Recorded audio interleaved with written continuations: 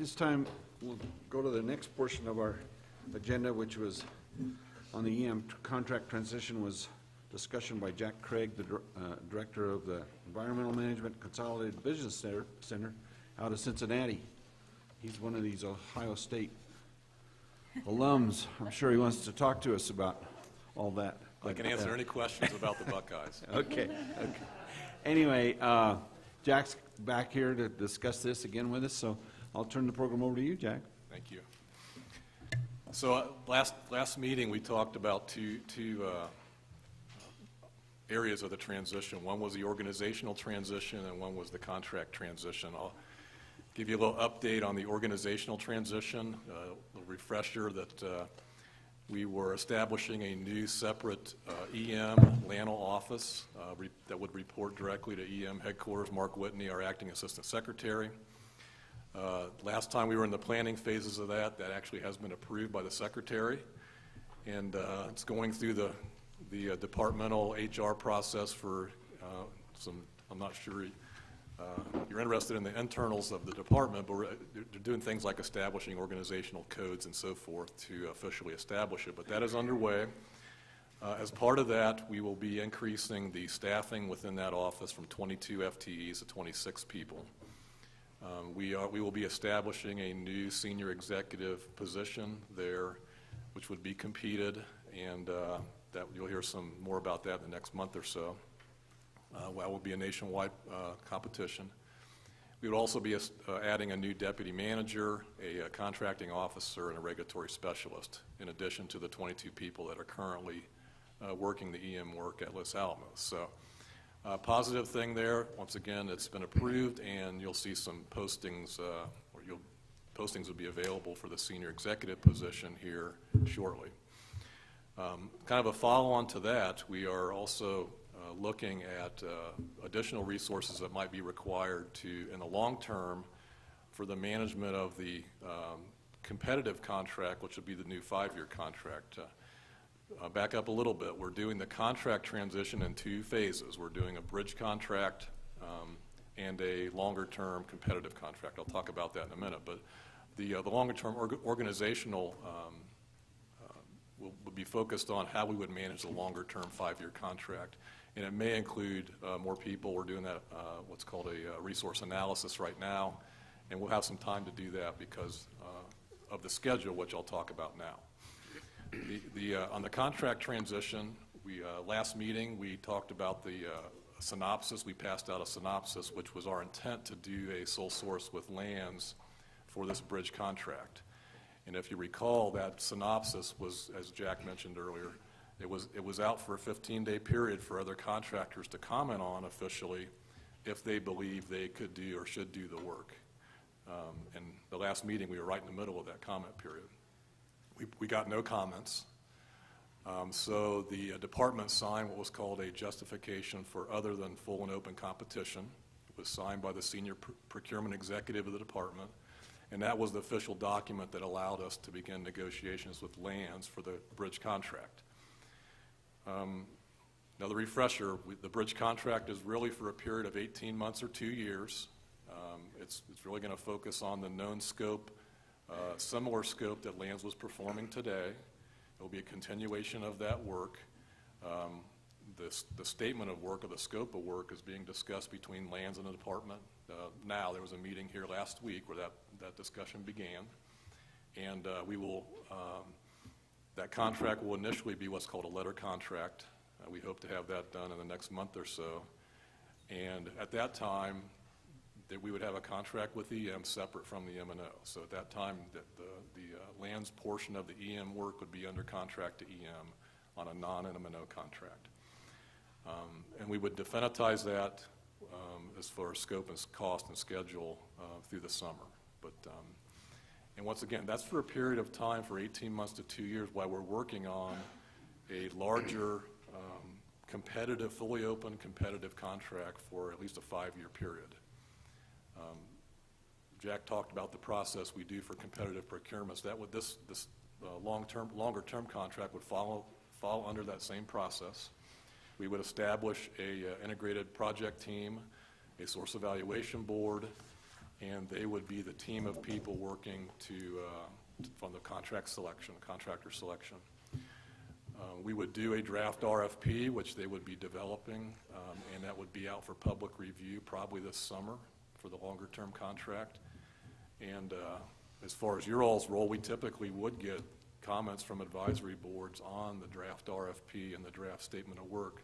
So that's something that we can talk to Lee about how we do that in a formal way. But and once again, that's really focused on the period of performance after the bridge contract. And we're looking at full and open competition and on a FAR-based type contract. Really, that's in a nutshell where we're at. We've made progress since the last meeting. We actually got the approval to do the bridge contract with LANS, where we've instituted that starting last week. We're in negotiations with LANS and hope to have something done on that officially in the next month or so. And then we're also in parallel with that working the longer-term 5-year contract with the goal of getting a draft RFP out on that in the summer of this year. So any questions on the organization or the contract? So, Jack, my understanding is the bridge contract you should have pretty well set up, and it will be done by the end of February?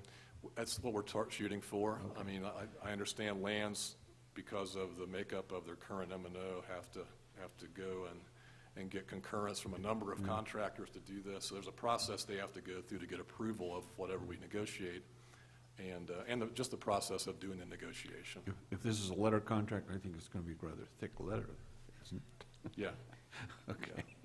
Yeah. And the other one, when the long-term contract goes out for review, could you make sure we're advised upon that? Absolutely. For public review, so we can kind of look at it, hopefully be able to look it over, some of us, and get some input to you on that. Let me just say, I don't know it'll be one contract either. I mean, when we're looking at the acquisition strategy for the longer term, it could be, we could break the work into more than one contract. So, but certainly we will make sure that there's involvement from, actually, Pete's team is involved in the IPT, and they will make sure you're involved.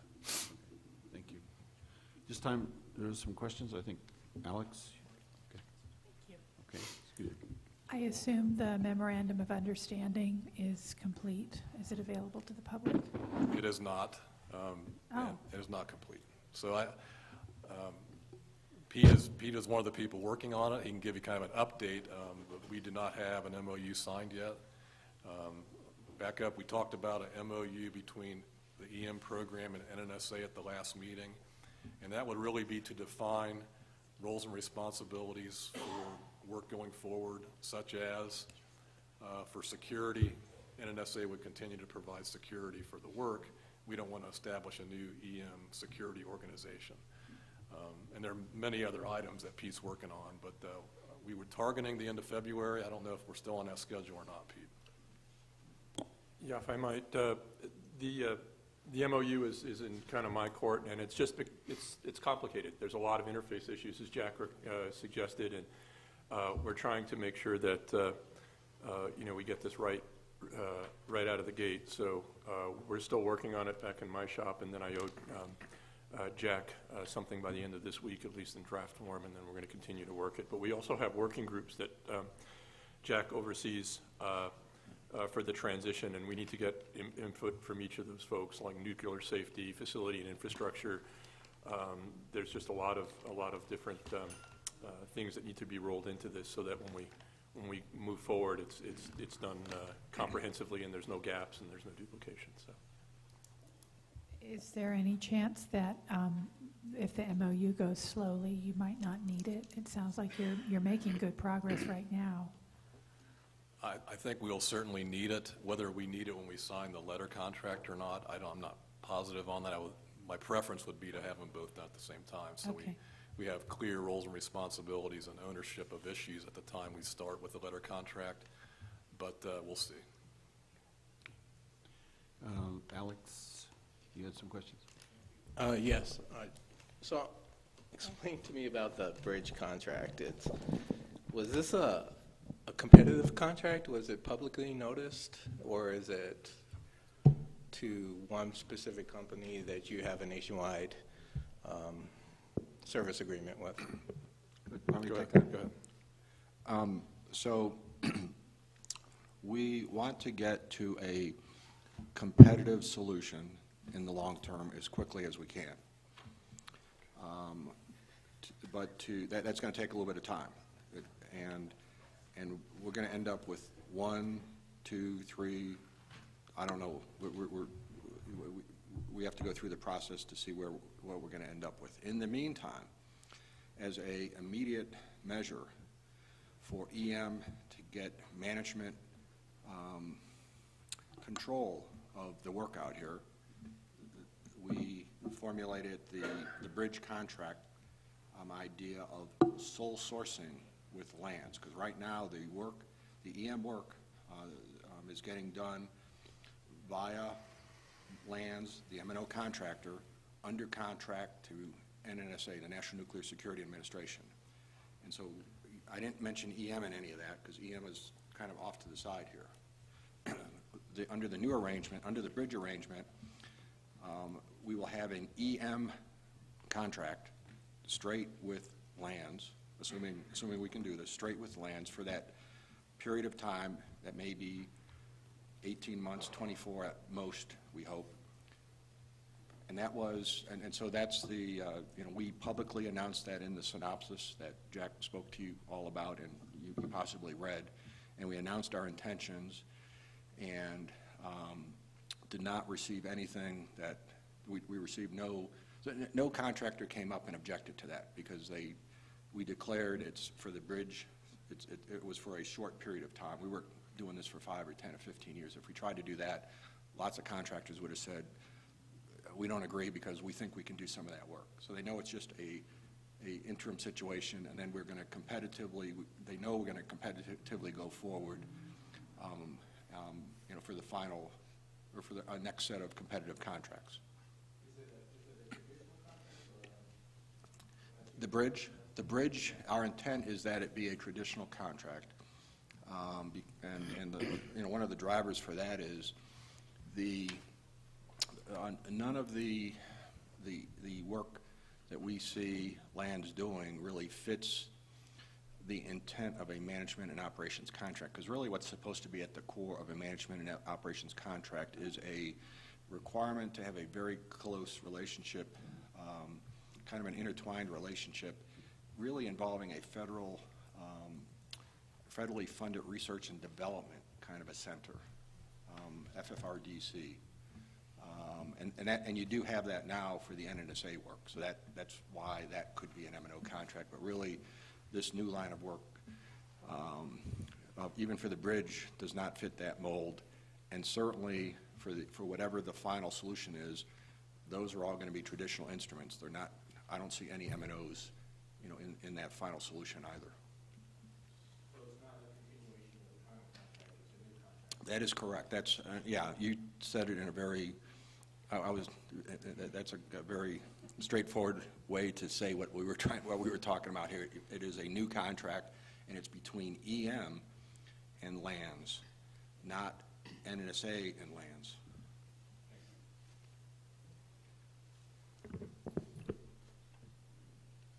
Steve. This is a question about the bridge contract. DOE is splitting itself into the EM folks and the NNSA folks. Will lands also have a separate organization to handle the bridge contract, or like a separate division, or some way that it'll be clear which part of lands is doing which? We're not there yet, but I would think so because it's. Let Lance answer that. Yeah. Okay. Yeah, so we are working through the whole process of this contract transition, and when we got to my update later in the agenda, I'll cover that piece of it right now. We are working very cooperatively, and we all have very much common goals in this transition process to make sure that the important cleanup work continues during this transition, and that at the end of this transition, there's a very seamless evolution to this separate contract going forward. There's significant effort in terms of designing how this will work within LANs. And some of that is still under negotiations with the federal government in terms of what we can do during this bridge phase to set the stage for more useful or graceful transitions, and what we can do to establish separate business units and separate safety management programs on a whole host of topics to make sure that when it comes time to have a competitive bid, that we've done everything we can to make that transition smooth. Now, there are many aspects of that decision-making process that will be joint between EM and LANs, trying to understand what would be the most helpful to use this bridge as kind of a pilot phase for how we manage the interfaces that will continue because we share a geographic location up in Los Alamos. We need to understand where the hiccups are in trying to do that integration. And during this bridge phase, it will be more graceful to try things out, and if we find that there are issues, we can fix those readily. And that will hopefully set the stage for the competitive contracts to be very effective and no surprises once we get into that phase of the future. Stephen, did you have another question? No. Sorry. Carlos. Jack, guns, guards, and gates, are they still with NNSA? And where is NNSA in the bridge? Is it all EM now, or is it still EM/NNSA? I think that's a good example of an item we have to define in the MOU. I think our preference is that those services, guards, security, are supplied by NNSA, and the EM program just pays for it as we need it. We don't hire a separate, I think there's very little chance we would ever hire our own EM security organization. So it's a good example of something that we think NNSA they're good at. They should provide that service to us, and we'll pay for it as needed. Thank you. This time, we've got any other questions of Jack or Alex? Jack S. or Jack C? Of Pete and maybe Gerard has Jack. a question. Sorry. Jack, Pete, so if you go to a traditional contract, my understanding is it's more of a formal contract based on a specific scope of work, whereas the M&O contract allowed a lot of flexibility in terms of changing certain activities to different activities if, for example, the consent order changed. So does this mean that now DOE needs to come up with a very focused work plan with regards to the consent order deliverables? And are you talking to NMD about that at all? Yes, we would. It works best with a traditional contract that the scope be focused. But there are some things we can do if that's not locked down. And so let me just give you one way that we can handle this. Let's say that only let's say that 75% of the work scope can be locked down, and we know what that is. Okay, so we can certainly go forward with that. And let's say there are 3 things that make up that 25%. So one way we might do it is we might have an option for this line of work and that line of work and that line of work, and we might do that, or we could go forward with just the 75% amount, or the 75% level of scope, and when those changes happen, when they get worked out, and it now becomes a contract requirement, we could add them to the contract at that standpoint. So, and there's other ways to do it. So, it's for the sort of stuff you're talking about. I think a traditional contract can work just fine, but it would be helpful to lock down requirements for going forward. And I think everybody here, including Pete, would be in favor of that. To include funding, to include programmatic requirements, regulatory requirements, et cetera. That would be ideal. Mr. Chairman, Alex, are you referring to the bridge contract or the follow-on? The follow-on. Okay. So that's going to be subject to a master acquisition plan, which is currently being developed, and that it hasn't had a product yet. But Looking at the current NNSA contract, the environmental scope is basically called out in one paragraph.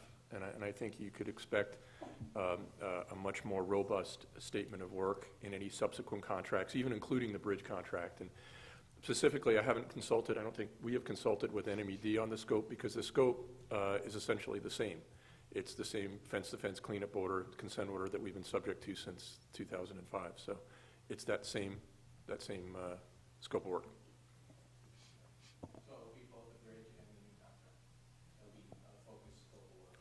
Yes. Now, there's a potential in the bridge contract if there's work that wouldn't be accomplished in the next 12 or 18 months. We might not include that in, but I'd prefer to include more stuff in and then take it out than potentially not have it in and need it. So we'll probably be fairly conservative in that, and we have shared that statement of work already in draft form with LANS. I'll just add that scope of work for the longer-term contract will be part of the draft RFP that we should have done this summer. So that would be, that scope of work will be available for this CAB's review and other public review.